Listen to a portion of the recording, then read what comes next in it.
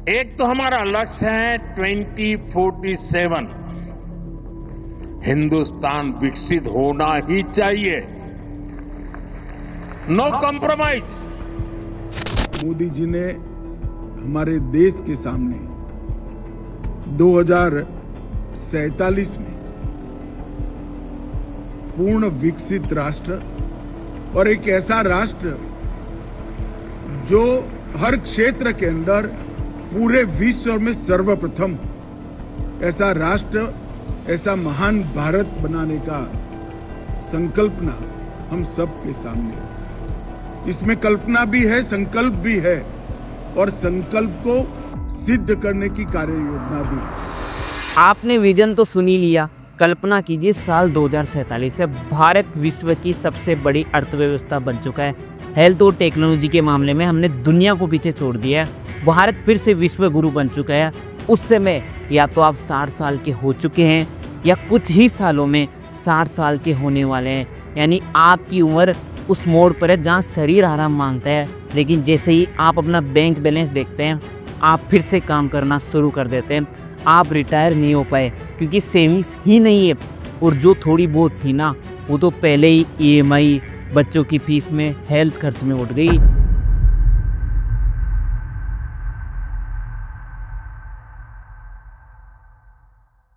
आपको ये मजाक लग रहा होगा, पर यकीन मानिए अमेरिका की आज यही कंडीशन है और भारत में ये आने वाले कुछ सालों में होने वाला है। यार इस वीडियो के अंत तक आपको ये बात पूरी तरीके से समझ में आ जाएगी कि 2047 में 80% से ज़्यादा लोगों को अपनी ज़िंदगी के आखिरी दिनों में पैसों के लिए ही काम करना पड़ेगा।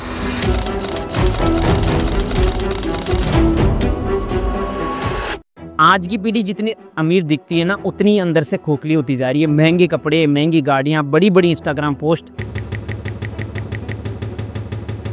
लेकिन बैंक अकाउंट में शायद 10,000 रुपये भी नहीं बचे। और ये कोई इत्तेफाक नहीं है, ये एक वेल प्लान ट्रैप है जिसमें हम सब फंसते जा रहे हैं। मान लीजिए आपकी उम्र 30 साल है और आप अभी 20,000 रुपये महीना कमा रहे हैं। आपने 25 साल की उम्र में नौकरी शुरू करी थी जब आपकी सैलरी 15,000 रुपये थी। अगर हम माने कि इन 5 सालों में आपकी सैलरी हर साल थोड़ी थोड़ी बढ़ती रही है तो आपने 5 साल में कुल मिलाकर करीब 10.5 लाख रुपए कमा लिए होंगे। पर आपके बैंक में कितना पैसा है? अगर जवाब 2 लाख रुपए से कम है ना, तो ये बहुत ही बड़ी टेंशन की बात है। पर इसमें आपकी गलती नहीं है। दरअसल हमारा समाज उस दौड़ में फंस चुका है जहाँ दिखावे की रफ्तार ने सिक्योरिटी और स्टेबिलिटी को पीछे छोड़ दिया है। हमने पैसा बनाने के बजाय उसे उड़ाने, लग्जरी लाइफ जीने में विश्वास करने लगे और इसमें सबसे बड़ा रोल निभाया है क्रेडिट कार्ड और EMI ने। EMI ने हमें ये यकीन दिला दिया है कि हम कुछ भी अफोर्ड कर सकते हैं, जबकि सच ही है कि हम अपनी आने वाली इनकम को गिरवी रख रहे हैं।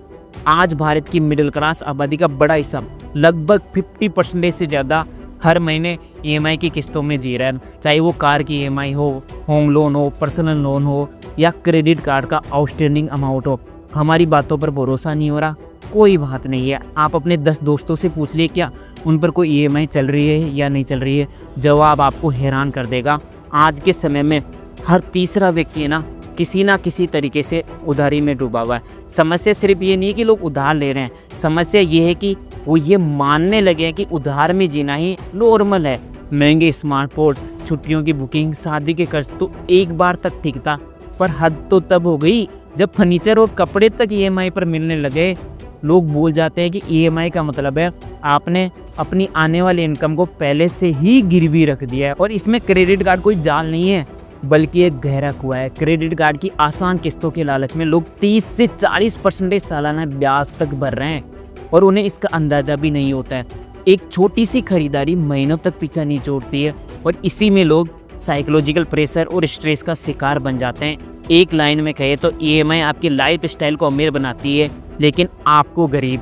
एक रिपोर्ट के अनुसार 2023 में अमेरिका के 20% युवाओं के पास 5,000 से भी कम की सेविंग थी। भारत का आंकड़ा भी कुछ ऐसा ही था। इसका मतलब साफ है, कमाई हो रही है पर टिक नहीं रही है। 2024 में भारत की औसत महंगाई दर 6.5% थी। इसका मतलब ये है कि अगर आज आप 100 रुपये में कुछ खरीदते हैं तो अगले साल वही चीज़ 106.5 रुपये की हो जाएगी बिना किसी गुणवत्ता के बदलाव के। अब सोचिए, अगर आपकी सैलरी हर साल 6.5% या इससे ज़्यादा नहीं बढ़ रही है तो आप हर साल गरीब हो रहे हैं, क्योंकि आपकी कमाई स्थिर है लेकिन खर्च बढ़ते जा रहे हैं। इसके साथ ही भारत में लोग अपनी गाड़ी का बीमा करवा लेते हैं, मोबाइल का कवर खरीद लेते हैं, लेकिन जब बात खुद की ज़िंदगी या स्वास्थ्य की आती है तो इंश्योरेंस लेना तो उन्हें फालतू का खर्च लगता है। आज भी भारत की लगभग 70% आबादी के पास कोई हेल्थ इंश्योरेंस ही नहीं है। यानी अगर परिवार में किसी एक को भी गंभीर बीमारी हो जाए ना, जैसे कि कैंसर, हार्ट अटैक या किसी बड़ी सर्जरी की ज़रूरत पड़ जाए तो पूरा परिवार कर्ज में डूब जाता है। और यही हो रहा है।